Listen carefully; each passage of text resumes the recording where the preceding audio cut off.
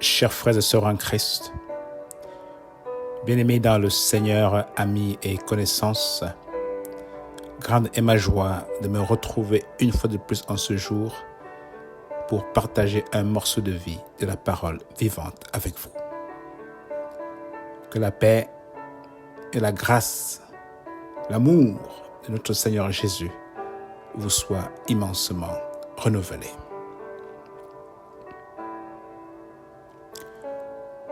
Voici la parole vivante. Car la parole n'est pas sur ma langue, que déjà, ô Éternel, tu la connais entièrement. Car la parole n'est pas sur ma langue, que déjà, ô Éternel, tu la connais entièrement.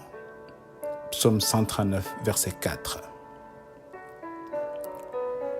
M'écoutes-tu, Seigneur? Rassure-moi. Tel est le titre de notre message du jour.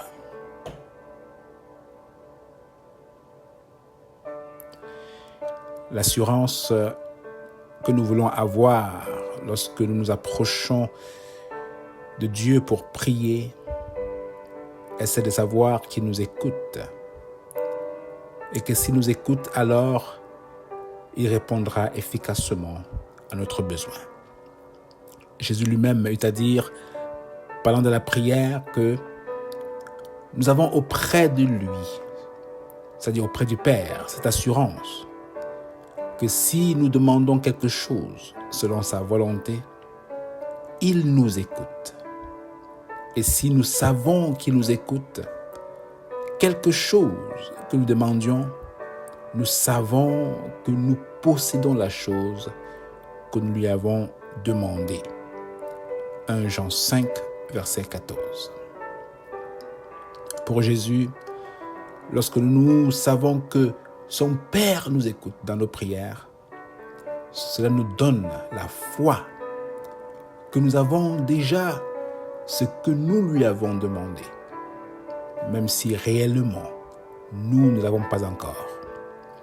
Malheureusement, beaucoup d'entre nous n'avons pas toujours cette assurance dans la prière, c'est-à-dire l'assurance que Dieu nous écoute, qu'il est au courant de nos besoins, surtout lorsque cela fait déjà longtemps que nous nous attendions, n'est-ce pas, à lui pour nous donner une réponse.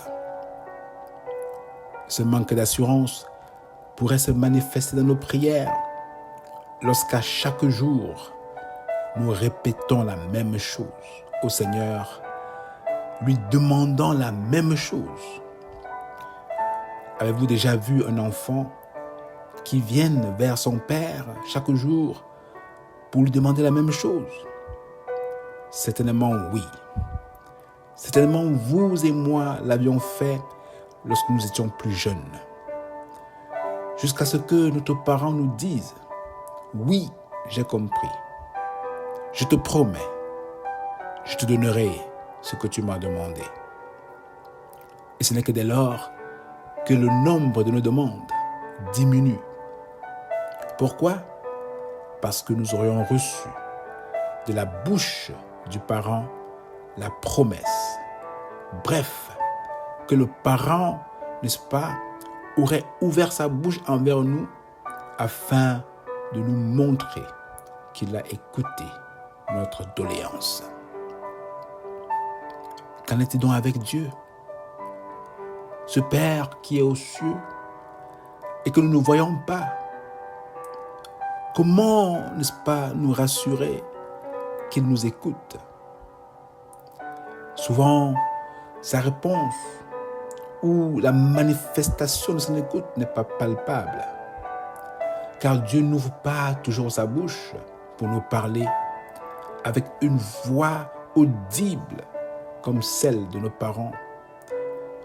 Oui, pour nous rassurer qu'il nous a écoutés.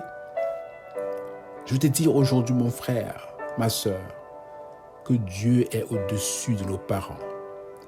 Et l'une des qualités que nous devons savoir de lui, c'est qu'il est un Dieu omniscient. c'est-à-dire un Dieu qui connaît tout. Rien ne lui échappe, car la parole n'est pas sur ma langue, que déjà, ô Éternel, tu la connais entièrement, nous dit le psalmiste. En d'autres termes, avant même que nous osons ouvrir la bouche dans la prière pour demander quelque chose à Dieu, il le sait déjà d'avance. Nous n'informons pas Dieu sur notre situation ou sur notre besoin lorsque nous venons prier. Nous ne lui apprenons rien de nouveau, comme si Dieu nous aurait abandonnés un instant et que nous lui apprenions ou voulons lui faire savoir ce qui s'est passé dans notre vie pendant son absence. Non, Jésus nous le dit encore, que notre Père sait de quoi nous avons besoin avant que nous ne lui demandions. Matthieu 6, verset 8.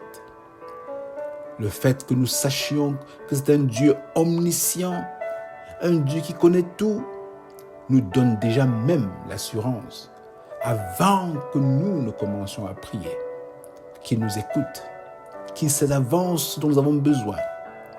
Sa voix peut ne pas être audible comme celle de nos parents pour nous rassurer, mais sa capacité à tout connaître produit déjà en nous l'assurance qu'il nous écoute.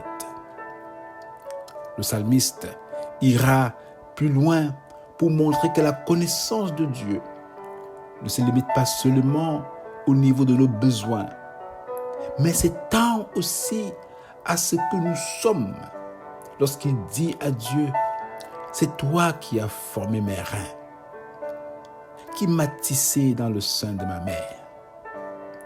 Mon corps n'était point caché devant toi lorsque j'ai été fait dans un lieu secret, tissé dans les profondeurs de la terre. Quand je n'étais qu'une masse informe, tes yeux me voyaient, et sur ton livre étaient tout inscrits les jours qui m'étaient destinés, avant qu'aucun d'eux existât. » Psaume 139, versets 3 à 5. Oui, la connaissance de Dieu ne se limite pas seulement par rapport à ce que nous sommes, mais aussi à l'endroit où nous pouvons être. Car dit-il, « Où irai-je loin de ton esprit? Et où fuirai-je loin de ta face? Si je monte aux cieux, tu y es. Si je me couche au séjour des morts, t'y voilà. Si je prends les ailes de l'aurore et que j'aille habiter à l'extrémité de la mer, là aussi, ta main me conduira et ta main me saisira. » Psaume 139, verset 7 à 10.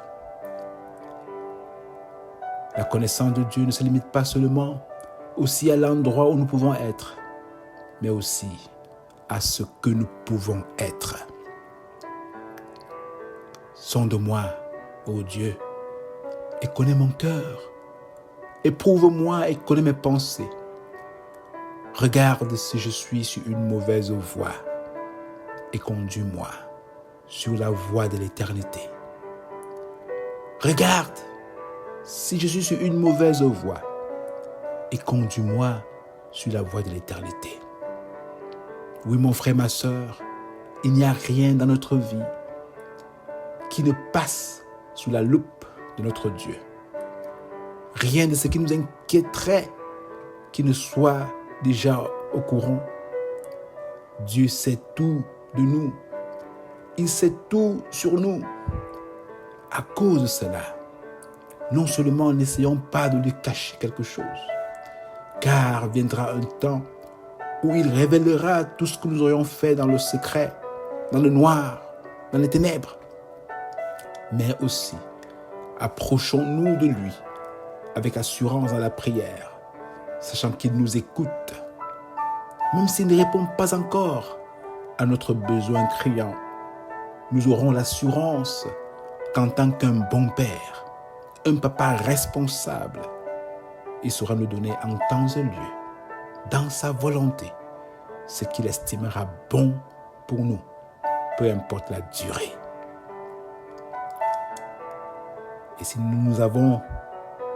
nous savons qu'il nous écoute, quelque chose que nous demandions, nous savons que nous possédons la chose que nous lui avons demandée. Et si nous savons qu'il nous écoute, quelque chose que nous demandions, nous savons que nous possédons la chose que nous lui avons demandée. Prions.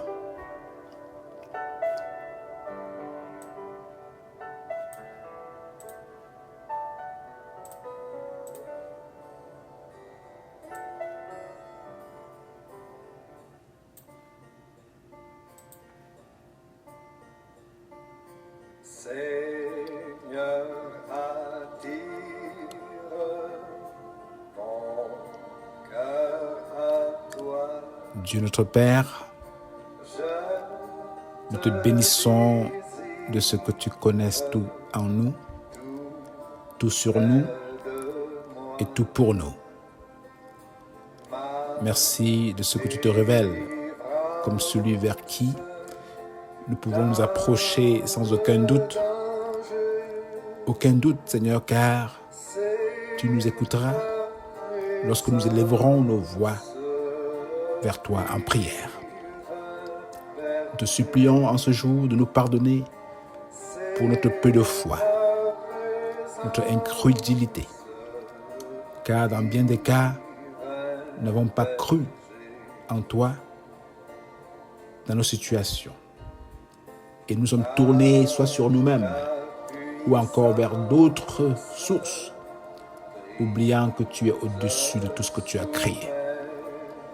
Nous te supplions de nous faire grâce à chaque jour, de nous reposer sur l'assurance que tu nous donnes à cause même de ce que tu es, c'est-à-dire un Dieu omniscient, un Dieu qui connaît toutes choses. Merci Seigneur de le faire, bien même au-delà de ce que nous t'avons demandé en ce jour. C'est au nom de ton Fils, même Jésus-Christ, que nous avons prié. Amen.